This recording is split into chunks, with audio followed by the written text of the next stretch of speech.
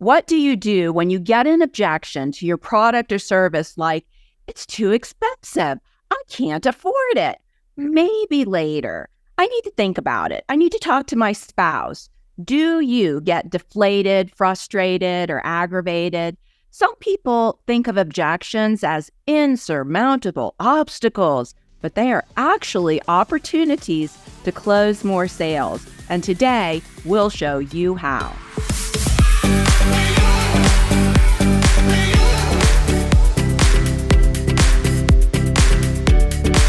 Hey everybody, welcome back to the Kingdom Builders Academy podcast. We're excited to be with you today for a special episode on sales. Sales. Some people love it, some people hate it. We tend to like it. It's something that you can learn to love. So we're going to talk today about obliterating objections to your product and services. So everybody who's an entrepreneur, a coach, a writer, a speaker, you got to have something to sell. And when you have something to sell, there's going to be a sales process or conversation.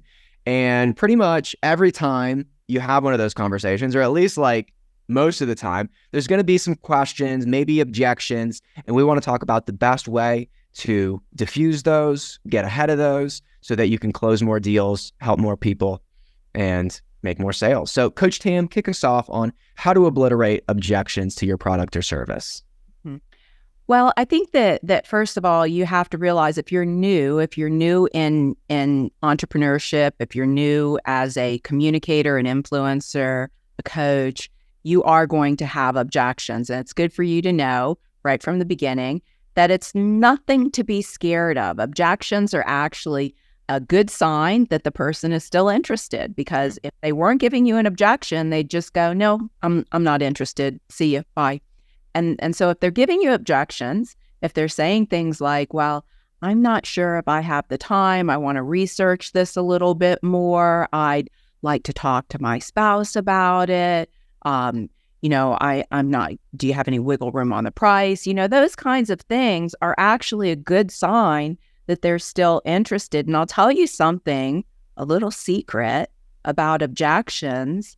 I don't know why this is. I guess it's some kind of human psychology or something, but whatever the stated objection is usually not the real objection. This has been my experience in decades of being in direct sales, is that usually whatever they say is not the real objection.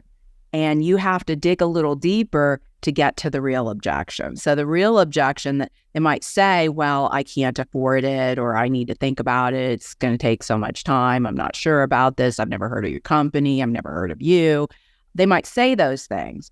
But if you dig a little deeper, you'll come up with what the real objection is. And so if you're dealing with that first objection, that's usually not the real objection. Yeah, so good. So true. Honey, what do you think? Well, I was thinking about when I started with Kingdom Builders Academy, and, there was a season when I headed up the sales team, and I myself was a member of that sales team. And I would say the very first place that I had to start with myself is I felt like a little bit like, oh gosh, I feel a little nervous. And part of that was feeling like, I don't separate my spirit from my words when I say this, but is it cheesy or sleazy? Am I slimy? What is this? And it starts with you. It really does. It starts with you. And I would just encourage you that as you step into this process of having these one-on-one calls, think about all the things you're selling all day long. Like, I don't know, I really feel like it was a conversation with the Holy Spirit when he's like, are you kidding me? You sell things all day long. What about the shade of lipstick that you cannot get over? Like, what about your favorite latte? And, oh, you've got to go to this place. You've got to try that. Do you have that skincare? He goes, you've been selling things your whole life. And why? Because there are things that work for you. There are things you genuinely believe in, things that you love, and things that honestly, if you were put on QVC or HSN or the street corner in New York City, you would gladly sell them. You would gladly promote them because you believe in them. And guess what? The very thing that you are selling, my friends, is you.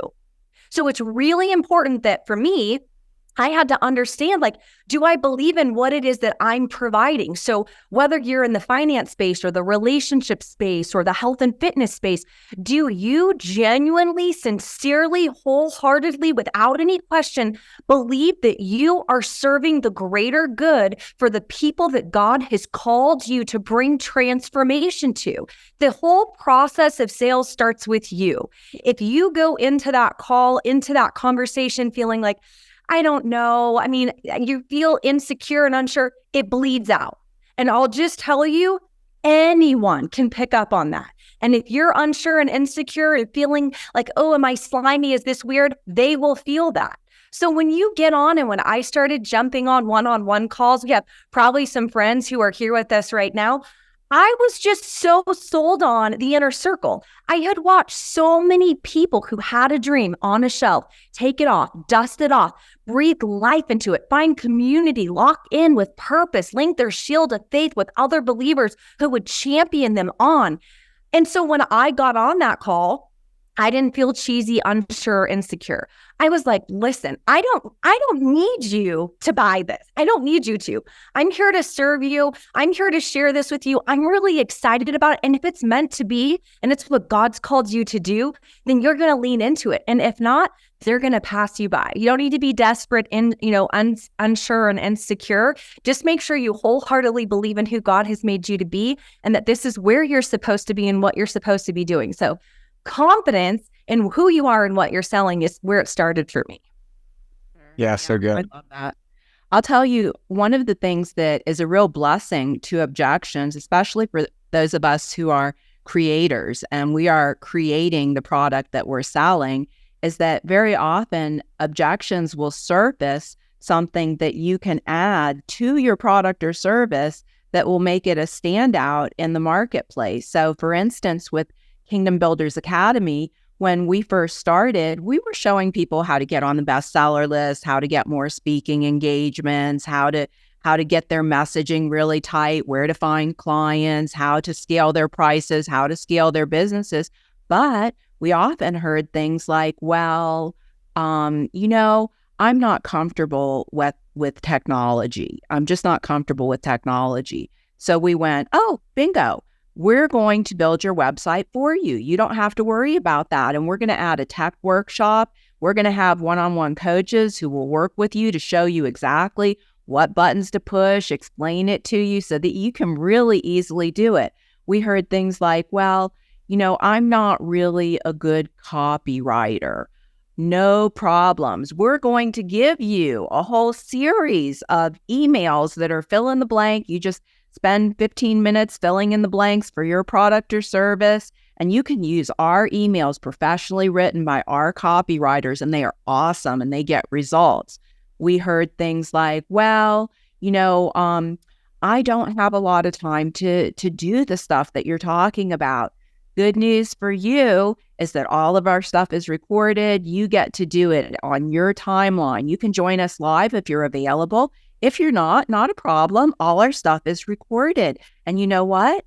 You only need 7 hours a week to do this stuff. If you will give us 7 hours a week, if you will just, cut out a little sitcom here or there, or you'll, set the buzzer a little bit early, and you don't even have to do it an hour a day. You could do it 3 hours this day, 2 hours that day, 2 hours that day. You can do it at your convenience. And so a lot of times those objections will just help you make your product or service even more appealing in the marketplace. Yeah, that's so good, Coach Taylor. That reminds me of, the saying that people pay you in two ways. They pay you with money or they pay you with information. And the second one's more valuable. So this is just one of those things that, I feel like one of the biggest missions we have with this podcast is just getting people out there having these conversations, having sales conversations, doing, avatar interviews, because that is how you figure things out. You don't figure things out, honestly, by sitting here listening to a podcast and taking notes. If all you're doing is sitting here listening and taking notes week after week after week, that is not how you figure it out. That is not how you develop sales skills. That's not how you develop a great product or service. That's not how you build a business, right? That's how you study, which is great. Learning is important, but implementation is probably more important. It's essential. You can't do it without it. So getting back to this subject of objections, I want to start with a couple principles, and the things that I see go wrong for beginners and even advanced people, and they don't realize it. One thing about objections is a lot of times when we think about like, okay, how to handle objections, how to obliterate objections, we're thinking about, all right, at the end of the call, after I've made my offer, they're going to have objections. And I'm going to do some objection jujitsu, and I'm going to overcome their objections, and I'm going to convince them to come in. Objection handling is much better done throughout the entire process. Yeah. So whatever those objections are that you're hearing, do not wait till the end for the prospect to bring them up. You've got to bring them into your process. Your process that you develop that just becomes muscle memory and second nature has got to address those objections before they come up. Because if you bring it up before they bring it up and you say what they're already thinking, that helps people to realize, oh, wow, they get it. Oh, wow, this is for me, right? Versus if you don't address it and they bring it up at the end, now you're kind of on your heels and you're kind of on defense. Versus if you could just know what they're already thinking, address it and talk about it before they talk about it, you're going to win that a lot more. Now, last thing before I pass the mic back, the number one thing that I think is probably the first problem for people who have a new product, a new service, they're a new coach, they're a new entrepreneur, they're new to this process, is that their offer, their value proposition, the thing that I'm saying I'm going to do for you, is not clear and compelling enough. It's such a basic thing. It's such a fundamental thing, but like that is the first hurdle. If you can't get over that first hurdle of it's clear and compelling, every time you get on the phone, the person should know what you're talking about and want it, right? It's got to be like so simple and so enticing that a fourth grader is going to understand it and like everybody is going to want it. Like clear and compelling is the first step. And I think that some people get a little kind of overwhelmed by the process and, want to have all the bells and whistles and want to be able to help everybody with everything and over deliver. But if you can't get the simple thing of, hey, this is what it is, this is who it's for, this is how it works, these are the results, it's got to be clear and compelling. Like that's the number one thing that I think that if your offer is not clear and compelling, it doesn't matter. It doesn't matter the price. It doesn't matter the objections. You've got to have something that is clearly stated and clearly desirable. That is the very first step. So good. So good. All right. So, Coach Jillian, do you have some thoughts or shall I jump in with some more of my own? Oh, well, I have thoughts and I know you have thoughts. So you just let me know. You're so cute. You go first. You're adorable. I was just thinking about how when little bunny Foo-Foo would come hopping through my forest, little bunny Foo-Foo, rejection. And I thought it's like objection and rejection sound like the same thing in your mind when you first get started and having like these one-on-one conversations. It's like you'll hear that this is just an objection, but it feels like rejection. And so sometimes we act like I was thinking about when you're much younger and like, a guy, typically it would probably be a guy would say to a girl, oh, well, I didn't know if, you had free time on Friday. And she's like, well, I've got to wash my hair. I have a lot of hair. Do you see all my glorious hair? And so some guys would be like, oh yeah, no, for sure. Cause I'm sorry. I'm apologizing. I even said anything and they leave. But the other guy is like, yeah, I know your hair's beautiful. I love that. So how often he leans in. So what I would say is how you handle the objection is really important. Like, don't be afraid to go down the rabbit hole with them. If someone says, well, the timing isn't good. Okay, this is a classic one that I would hear all the time. Sometimes I think it feels more true for them because they are feeling overwhelmed by life and depending on what's going on. And sometimes they're just trying to buy time because they're afraid or they're just intimidated or whatever it is. But I was never afraid to go down the rabbit hole of objection. I objected to their objection. I'll see you in objection and I will raise you. And I would just talk to them about like, what's going on in your life? Yeah, like how many years has that been going on? Gosh, that must be exhausting. And it's funny because it's like a really good attorney. If you're really good, if you're really, really good at cross-examination, you go down the rabbit hole with them and you let them get all the way to the bottom. And then they go, yeah, this is really terrible. This has been going on for way too long. Like, I'm super sick and tired of this. I feel like I'm stuck. I'm never going to get out of this place. And then you can step in and say, man, how much longer do you want it to stay like that? Like, how does it feel being stuck? Don't be afraid to go into the pain with them. Don't be afraid to go down the rabbit hole when they present an objection. They're waiting for you to rescue them.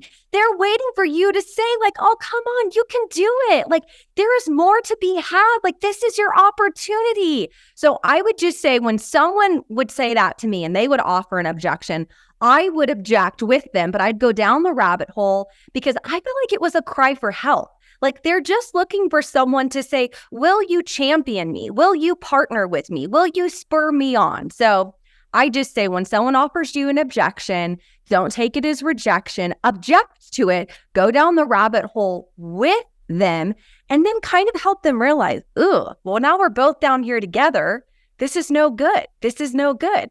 And that's oftentimes the realization of like, wow, this is terrible. Like, you're right. There's never going to be the perfect time, but like, how much longer are you going to wait? So especially when it comes to the time objection, I just help people realize like, okay, it's been 20 years. Like, how much longer are you going to battle your weight?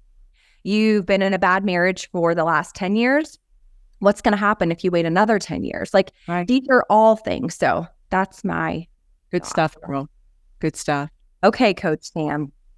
Well, you made me think about this is that I want you to remember this phrase because this will serve you well in the future and in all kinds of areas. But what we think of as rejection is most often God's protection.